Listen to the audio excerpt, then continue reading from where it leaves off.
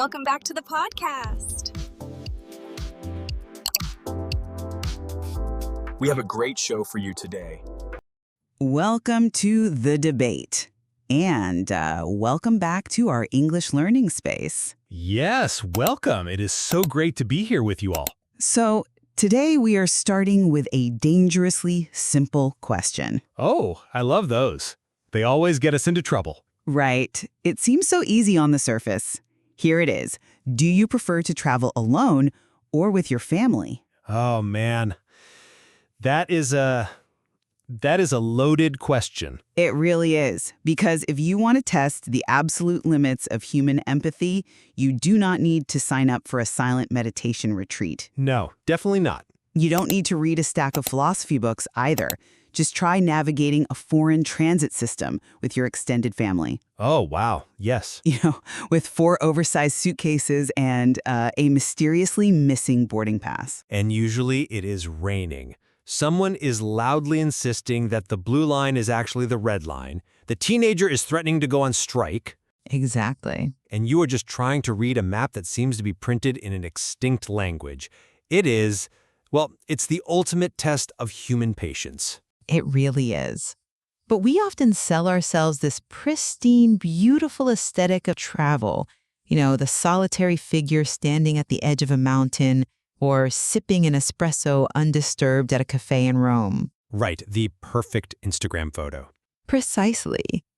But the messy reality of moving a group of people across international borders brings up a deep philosophical question. Why do we leave home in the first place? That is a great deep dive. So today, we are examining the psychological and emotional utility of travel. We are debating the most effective way to experience personal growth. The two sides of the coin. Right. On one hand is the ultimate value of travel found through the autonomous freedom and pure self-reliance of the solo journey. Or, on the other hand, is it forged through the shared, friction-heavy, chaotic experience of family travel. I will be representing that second position today. My stance is that true character development rarely happens in a vacuum of perfect isolation. Okay, so you are team family travel. I am, because humans are deeply social creatures, and I argue that the friction of family travel, managing different emotional needs, physical limits, and competing desires, forces us to cultivate active empathy. Active empathy, I like that phrase. Thank you. It acts as a necessary stress test for our brains. While solo travel might offer a temporary illusion of peace, group travel provides the essential human anchor of shared history. Well, I take the opposing view today. I argue that solo travel is fundamentally the superior mode for profound psychological development. Superior. Those are strong words. I mean it, because it removes the social safety net. By eliminating the committee of other people, an individual gets complete ownership of their own mind. The committee. That is a funny way to describe a family. But it is true. Being entirely responsible for navigating unfamiliar places without the training wheels of our daily roles forces a neurological shift. It builds this profound, quiet confidence. Quiet confidence. Yes, and more than that, it answers a critical emotional need. We need to exist outside the gravity of group dynamics. We need to process our own thoughts without constant negotiation. Well, let's stop right there. Let's define what we mean by negotiation here. For our listeners, what does that word mean in this context? Sure. Negotiation here means the constant back and forth discussion required to reach an agreement. You want Italian food, I want Mexican food, so we have to talk about it and decide. Right. And you frame that committee as a burden, a mental weight that needs to be dropped. But I look at that constant negotiation as the actual mechanism of growth. How so? Well, when you travel alone, your desires are entirely unchallenged. If you want to sleep until noon, you sleep until noon. Which sounds wonderful. It sounds incredibly relaxing.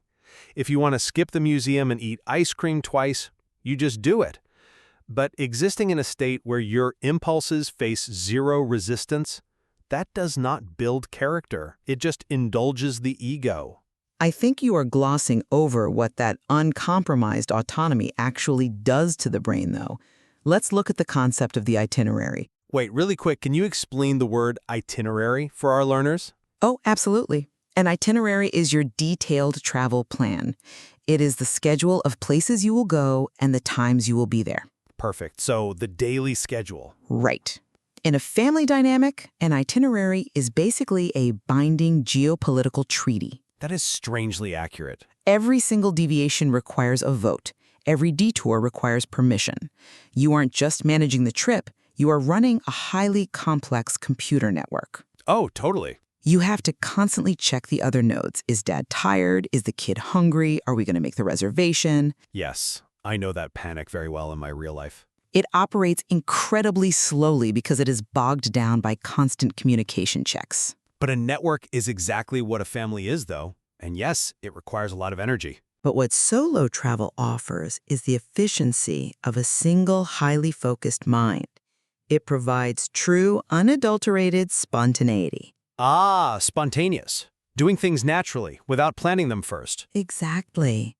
The ability to abandon a plan entirely. You can turn down a quiet cobblestone street and just sit by the water for 2 hours. And you don't have to explain yourself. Right, you don't have to justify that stillness to anyone. That isn't just indulging the ego. It is a necessary intellectual reset. A reset from what exactly? From predictive coding. When we are constantly accommodating others, our brains get locked into anticipating the group's needs before our own. Solo travel breaks that cycle. It forces you to ask, what do I actually want to do? And you think we forget how to do that? For many adults, that muscle has completely faded away. I hear you. But I challenge the idea that relearning what you want is the highest goal of leaving your house. Yes, turning down a quiet street without asking permission is a luxury. A beautiful luxury. But let's look at the classic family travel scenario. Imagine trying to negotiate where to eat dinner with 6 hungry relatives in a foreign city. Oh, an international crisis. Exactly. One person wants local food, another wants something familiar like a burger, someone has a food allergy, and everyone is exhausted. That sounds like a nightmare. You call it a binding geopolitical treaty, I call it a vital exercise in human accommodation. But it usually ends in resentment, doesn't it? And someone quietly eating a stale sandwich from a vending machine? Well, sometimes. But let's look at the emotional deep dive of that moment. Okay, let's dive in. When you give up your perfect dinner plan because an older parent desperately needs to sit down, or because a child is completely emotionally overwhelmed, you are forced to step outside your own sensory experience. You have to stop thinking about yourself. Yes, the internal voice is forced to shift from what do I want to what do we need to survive this evening. Right. Practicing that shift in a high-stress, unfamiliar environment makes us fundamentally better people. It converts abstract love into actionable consideration. If you only ever travel alone, you are intentionally avoiding the friction that makes us tolerant. I hear that. But I think you are confusing tolerance with entirely sacrificing the actual experience of the trip. Sacrificing? Yes. If you spend 7 days in Paris acting as a diplomat for your family's emotional arguments, you haven't actually experienced Paris. Ouch. You've just experienced your living room dynamic against a much nicer backdrop. Solo travel isn't about avoiding friction. It is about changing the type of friction you encounter. Okay, tell me more about that. Let's talk about the practical realities of travel failures, because things always break down. By all means, things always go wrong. Exactly. Imagine you get off at the wrong train stop in a city where you do not speak the language. A classic nightmare. The sun is going down, the map directions are sending you into a dark industrial park, and you are operating on 4% phone battery. Oh, 4%? The real-life panic is setting in just thinking about it. Right? Now, if you are with a group, the anxiety of that situation is shared. You can turn to your partner and say, what do we do? The responsibility is dispersed. Which is a profound human advantage. An advantage for survival, sure, but a disadvantage for personal transformation. Wait, really? Yes. When you are alone in that scenario, your brain fires up. You are the CEO, the navigator, and the crisis management team all rolled into one. No backup team? None. There is no one to outsource the panic to. You have to actively regulate your own nervous system. You have to transform that rising panic into practical action and solve the problem yourself. That sounds exhausting. It is hard, but when you finally figure out the transit map, ask a stranger for directions using broken vocabulary and hand gestures, and get yourself back to your hotel safely, something fundamental shifts inside you. You are talking about self-efficacy? Precisely. It rewires your baseline of capability. The brain records that event and says, I was entirely exposed, I had no backup, and I survived. It builds that quiet confidence you mentioned. Yes. It permanently alters how you interact with risk and uncertainty in the world. You simply do not get that deep neurological change when you have the luxury of turning to a spouse to fix the problem. Okay, let's pause there. Because while I do not dispute the idea of building self-efficacy, I strongly question the emotional damage of that isolation. Emotional damage? Yes. Let's play out the rest of your scenario. The crisis is avoided. The adrenaline fades, you get back to your hotel, and you go sit down at a restaurant for a late dinner. Sounds like a well-deserved dinner. Sure. But the cinematic feeling of the highly capable solitary traveler often dissolves remarkably fast, usually by the third or fourth night of a trip. I wouldn't say it dissolves. The quiet is the reward. But look around that restaurant in your mind. You see families talking, a couple laughing over a shared plate of food, a group of friends recounting their day. Right. Suddenly, the environment becomes starkly isolating. You are left staring at a glass of water, essentially waiting for the food to arrive so you have something to do with your hands. That is a very bleak picture. But it is true. Isolation is a profound threat to the emotional utility of a trip. When you face those practical failures alone, you absorb all of the emotional damage yourself. You call it emotional damage, but it is just the discomfort of sitting with oneself. We rarely do it anymore. No, I am talking about how humans process stress. When a family gets off at the wrong train stop with 4% battery, yes, there is panic. There might even be a loud argument. There is definitely an argument. But what happens neurologically is a process of collective memory making.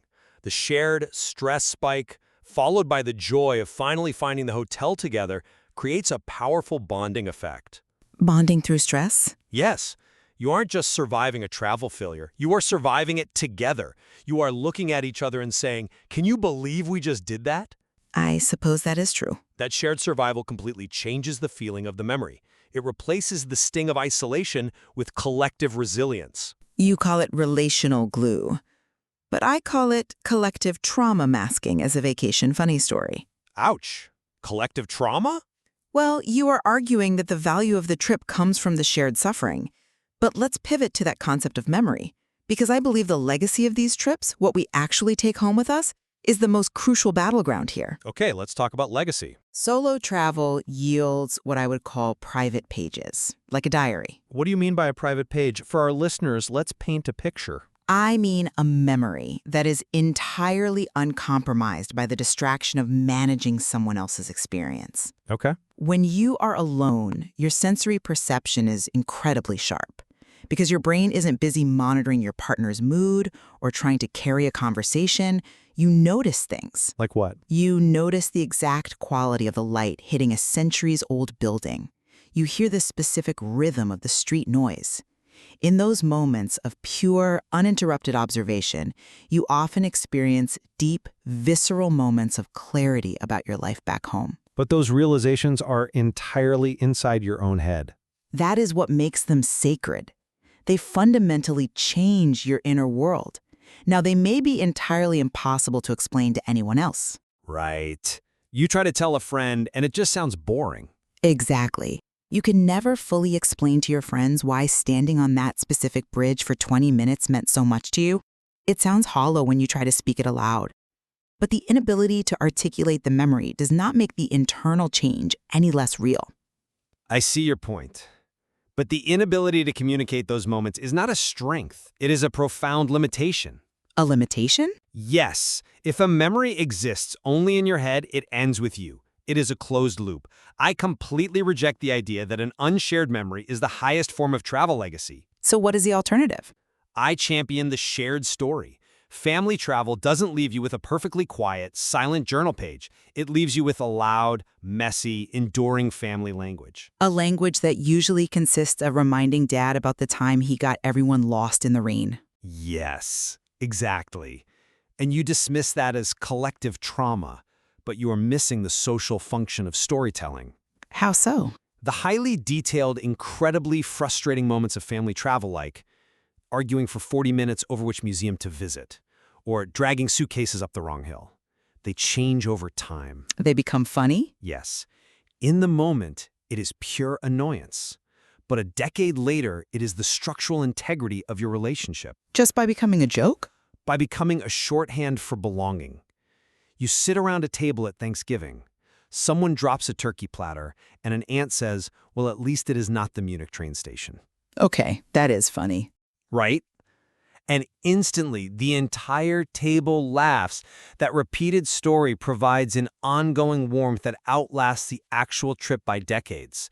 The private realization on the bridge is a beautiful personal luxury, but the shared story is the actual fabric of human community. It weaves individuals into a group. That is a very romantic way to defend a chaotic dynamic. I try my best. But let's really question the cost of that shared story. Doesn't your argument imply that the actual lived experience of the trip is sacrificed just to have a funny anecdote later? I don't think it is a sacrifice. But if you spend the trip catering to others, managing bad moods, and engaging in crises over dinner, you entirely miss the art museum. Well, You miss the local culture because you were too busy managing the culture of your own family. You miss the profound, restorative, deep breath that travel is fundamentally supposed to provide. restorative deep breath. That is a great metaphor. Thank you. Solo travel guarantees that the trip itself is the reward, not just the raw material for a funny story 10 years later. I strongly disagree that the culture is missed, though. I think it is just experienced through a much more realistic human lens. How can you experience the culture if you're arguing over a map?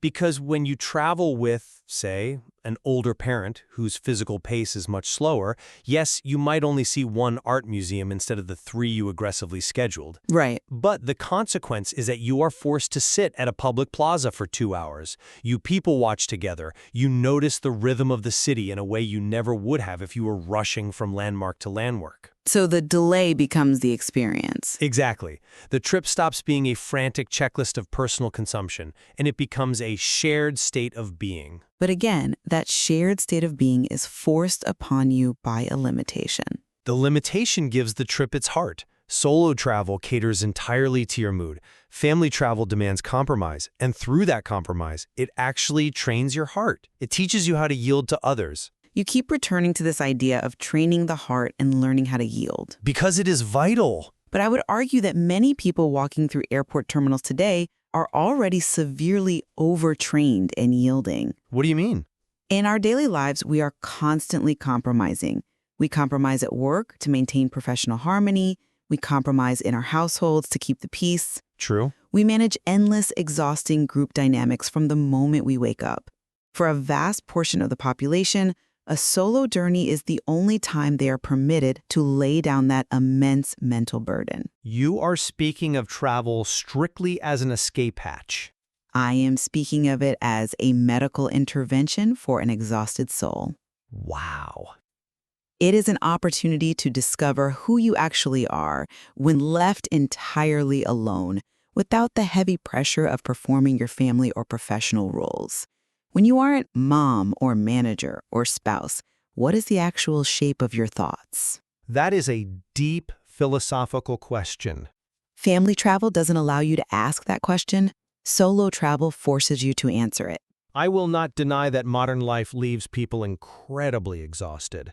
And I do not discount that for someone drowning in caregiving responsibilities, a few days of pure silence is practically a medical necessity. Right, we all need that deep breath. But we have to be incredibly careful not to mistake isolation for the ultimate form of self-actualization. Why isn't it? If you can be fully content and capable on your own, isn't that the highest form of personal growth? Because it is fundamentally artificial. Artificial. Yes! Humans do not live on mountaintops alone. If solo travel asks the question, Who am I when I am entirely free from expectation? Family travel asks a much more complex question. Which is, Who are we when we are forced to navigate the world together? Ultimately, we all have to return from the mountaintop. We have to live among people. true. We have to integrate back into society. Exactly. The friction, the noise, and the deep communal warmth of the family trip is the practice we need for the reality of human existence. You cannot practice humanity in a vacuum. I think we are uncovering a fascinating synthesis here. I think so too. It suggests these distinct modes of travel aren't sworn enemies. They are targeted interventions for different emotional states. It really comes down to the shifting seasons of a life. Yes, the seasons of life. There are seasons where the human system strictly requires the single processor efficiency of the solo journey. It needs the peace, the absolute autonomy, and the uncompromised clarity of the private journal page, just to repair an exhausted mind. And equally, there are seasons where what we actually require is the messy network of the group. Right. We need the noise, the friction, and the chaotic reality of the full dinner table.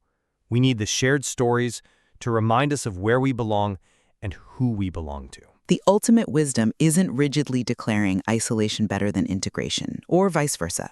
Not at all. It is developing the self-awareness to know when your spirit requires the stark capability of the mountaintop and when it desperately needs the enduring reality of group transit. Which brings us right back to the reality of the airport terminal.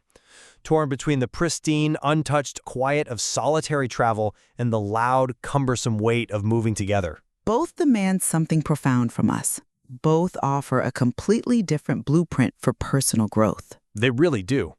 Well, we have to wrap up our debate soon, but we cannot leave without our word tour. Ah, yes, the word tour. My favorite part. I will say our spotlight word for today. Pause for 3 seconds, and then we will provide a simple definition and a real-life example. Ready when you are. Today's word is compromise. 3-second pause. Compromise. So, compromise means an agreement reached by each side making concessions, or, in simpler terms, giving up a little bit of what you want so the group can be happy. Perfect. And a real-life example? Real-life example. I wanted to go to the art museum, but my kids wanted to go to the park, so we compromised and got ice cream instead. That sounds like a delicious compromise. It always is. Well, it leaves us and our listeners with a singular question to reflect on the next time a trip is being planned. In this exact moment of your life, do you require the absolute clarity of the empty cafe, or do you need the enduring friction of the family language? It is the defining question we have to answer for ourselves every time we pack a bag. And now for our comment challenge. Yes. Listeners, head down to the comments and let us know. Which do you prefer right now? The quiet page or the loud table? Tell us your favorite travel story. We can't wait to read them. Thank you for joining us on The Debate. We will leave you to ponder which departure gate you will be walking toward next. See you next time.